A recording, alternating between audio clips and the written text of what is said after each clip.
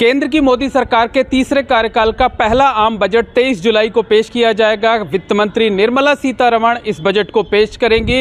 इस बजट से देश के लोगों को खासी उम्मीदें हैं, लेकिन जो सरकारी कर्मचारी हैं, जो नौकरी पेशा लोग हैं, उन्हें इस बजट से क्या उम्मीदें हैं, वो क्या चाहते हैं कि इस बजट में ऐसा क्या कुछ किया जाए जिससे उनके घर का बजट ठीक रहे, उनका अपना जो इंडिविजुअल बजट है वो ठीक रहे, वो प्रभावित ना होने पाए। इस पर हम बात करने के लिए मौजूद हैं संगम नगरी प्रयागराज में। हमारे साथ तमाम जो है वो नौकरी पेशा लोग हैं, इनमें कई शिक्षक हैं, कई दूसरे लोग भी हैं। हम बारी बारी से सबसे बात करते हैं और उनसे जानने की कोशिश करते हैं। क्या नाम है आपका?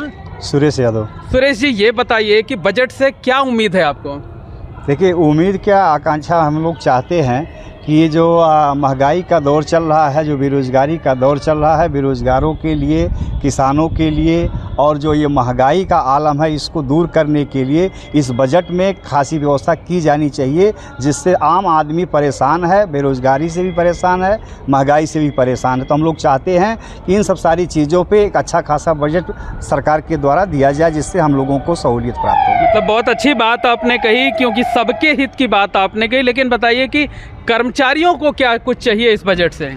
एक कर्मचारियों के निश्चित तौर पर हम लोग जो है पुरानी पेंशन के लिए आंदोलनरत रहे हैं, और हम लोग चाहते हैं कि पुरानी पेंशन की व्यवस्था जो है वो बहाल की जाए, क्योंकि सारे नेता अपनी पुरानी पेंशन लेते हैं, कर्मचारियों के लिए पुरानी पेंशन की व्यवस्था नहीं है। तो हम कर्मचारी चाहते हैं कि हमारे बुढ़ापे को हित में रखते हुए पुरानी पेंशन व्यवस्था को बहाल किया जाए। इसके लिए हम सरकार मतलब आपका ये कहना है कि अगर जो सांसद हैं, जो विधायक हैं, अगर वो पुरानी पेंशन लेते हैं तो फिर जो कर्मचारी हैं उनको भी ये व्यवस्था मिलनी चाहिए, उनको भी इसका फ़ायदा मिलनी चाहिए।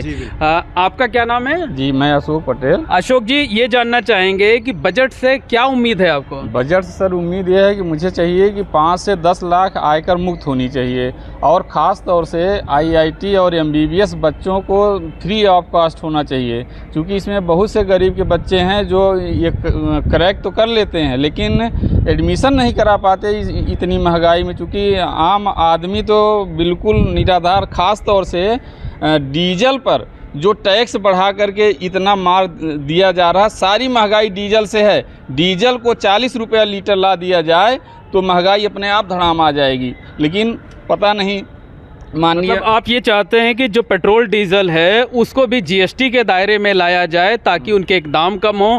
पेट्रोल डीजल के दाम कम होंगे तो महंगाई अपने आप घटेगी, और शिक्षा जो है वो सस्ती की जाए, और ज़रूरतमंदों को मुफ्त शिक्षा दी जाए। आपका क्या नाम है? मिथिलेश मौर्य। मिथिलेश जी, ये बताइए बजट से क्या उम्मीद? बजट से तो उम्मीद हम लोग बहुत लगाए हैं कि जिससे महंगाई में रोक लगाएं, गैस, पेट्रोल, डीजल ये सब कम करें, जिससे जो है आम किसान भी हमारे बहुत परेशान हैं, नौकरी पेशे वाले भी इतनी महंगाई से परेशान हैं। दूसरी बात, जो नौकरी पेशे वाले हैं उनके टैक्स में कम किया जाए, इतना ज़्यादा टैक्स लिया जा रहा है तो कहाँ से करें सब। मतलब आप चाहते हैं कि टैक्स में छूट मिले, ताकि जो कर्मचारी हैं वो कुछ बचत भी कर सकें, अपने भविष्य के लिए भी कुछ बचा सकें, यही मांग है? जी, मांग यही है। हम तो चाहते हैं कि 11वां बजट है, शुभ हो, अच्छा हो, और उनको सद्बुद्धि भी आए। अब हम लोगों को पुरानी पेंशन जो मुख्य मांग है कर्मचारियों की वो बहाल हो जाए, टैक्स स्लैब बढ़ जाए, किसानों को राहत मिले, और यूरिया की बोरी से चोरी ख़त्म हो, ताकि सब संतुष्ट रहें, खुश रहें। तो मोदी सरकार का 11वां बजट है, तो आप मानते हैं कि इस बार बजट में जो है सब कुछ अच्छा होगा, मंगल होगा? हाँ, मंगल ही मंगल हो तो बढ़िया है। 11वां बजट भी है। अच्छा, इस बार बजट जो है, आप तो बढ़िया भगवा ड्रेस भी पहने हुए हैं, भगवा गमछा भी लगाए, और बजट भी मंगलवार को आ रहा है। तो लग रहा है कि ऐसा कुछ होगा कि जो कर्मचारियों के लिए मंगलकारी साबित होगा। जी, जो बजट वित्त मंत्री निर्मला सीतारमण जी प्रस्तुत करने जा रही हैं, पहली बात उनको बधाई। लेकिन ये जो जनादेश इस बार सरकार को मिला है, ये एक तरह से अलार्मिंग बेल है उनके लिए। अगर इस बार वो बजट में सुधार नहीं लाएंगी तो आने वाले समय में फिर कई जगह विधानसभा चुनाव होंगे या उपचुनाव होंगे, तो उस पर भी असर पड़ता है बजट का। आम जनता परेशान रहती है, उस बजट से बहुत उम्मीद लगाई बैठी है कि सरकार की टकटकी देख रही है कि हमारा किस तरह से भला करेगी, कल्याण करेगी। हम कर्मचारी तो किसी तरह रोजगार करके अपना जीवन यापन कर रहे हैं, लेकिन जो बेरोजगार हैं बेचारे, उनका जीवन बहुत कठिन है। इसलिए सरकार को बजट में ध्यान देना चाहिए आम जनता के लिए भी। मतलब जो बजट हो वो ऐसा हो जिससे आम जनता को फ़ायदा हो, जो गरीब तबका है, मिडिल क्लास है, उसको फ़ायदा मिले। आप क्या अपेक्षा करते हैं एक कर्मचारी होने के नाते? धन्यवाद। मैं आपके सम्मानित चैनल के माध्यम से यह कहना चाहता हूं कि निश्चित रूप से वर्तमान सरकार को, ये तीसरी बार सरकार बनी हुई है, आम बजट पेश करने जा रही है, तो जनता को बहुत सारी अपेक्षाएं होंगी, लेकिन जो मुख्य मुद्दा है वो है किसान, कृषि, शिक्षा और शिक्षक। किसान के लिए राहत प्रदान करे ये सरकार। और सबसे बड़ी बात शिक्षा, वो चाहे प्राथमिक से लेकर हायर तक। आज शिक्षा इतनी महंगी हो गई है कि आम आदमी का जीवन स्तर तो पहले से ही बदतर है, लेकिन अपने भविष्य को अगर वो शिक्षा के माध्यम से सुरक्षित करना चाहे, अपने बच्चों के भविष्य को संवारना चाहे, तो निश्चित रूप से बेसिक स्तर से लेकर के हर स्तर पर इतनी महंगाई है कि उसके सपने सारे धुंध पड़ते जा रहे हैं। मतलब आपके दो सुझाव हैं, एक तो किसानों पर फोकस किया जाए, भारत वैसे भी कृषि प्रधान देश है, अगर किसान खुशहाल होगा तो देश खुशहाल होगा, और शिक्षा जो है या तो सस्ती हो और ज़रूरतमंदों के लिए मुफ्त हो। क्या नाम है आपका? विजय प्रकाश विद्रोही। विजय विद्रोही जी, ये बताइए कि क्या उम्मीद है, लगाए हुए हैं कि क्या प्रावधान करे सरकार बजट में जिससे सब खुशहाल हों? सरकार का एक स्लोगन बड़ा प्रसिद्ध है कि सबका साथ सबका विकास।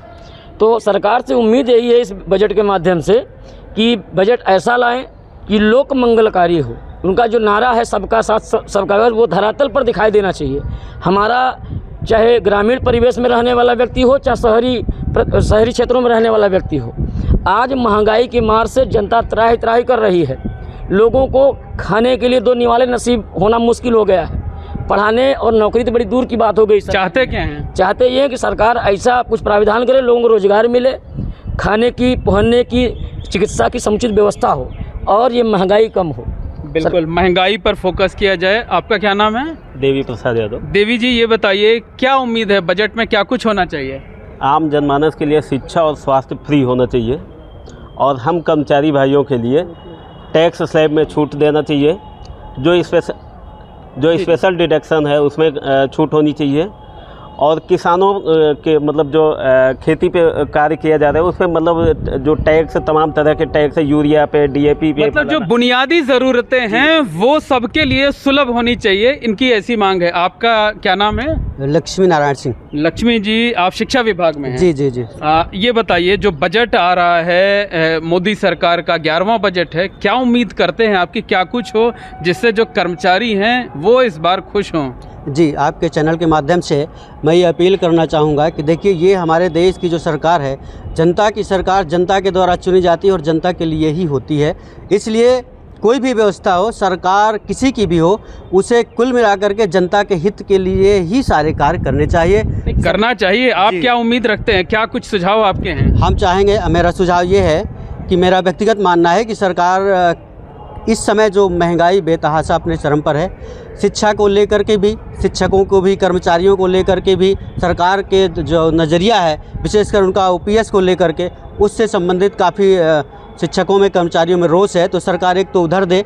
रही बात बजट की, तो बजट भी एक ऐसा होना चाहिए जिसमें कर्मचारियों को भी कुछ छूट मिले, व्यापारियों को भी छूट मिले, इस तरह से तो सबके लिए कुछ ना कुछ हो। तो निश्चित तौर पर कहा जा सकता है कि संगम नगरी प्रयागराज के जो कर्मचारी हैं उनको इस बजट से खास उम्मीदें हैं। उनका ये मानना है कि बजट इस तरीके से हो जिससे महंगाई पर काबू पाया जा सके, शिक्षा और स्वास्थ्य पर फोकस होना चाहिए, और इस तरीके का प्रावधान होना चाहिए जिसके तमाम लोगों को रोजगार मिल सके। और एक सबसे बड़ी बात, जो कर्मचारी हैं उनका ये कहना है कि जो पुरानी पेंशन है वो स्कीम जो है बहाल होनी चाहिए। Mohammad Moin, ABP network, Prayagraj.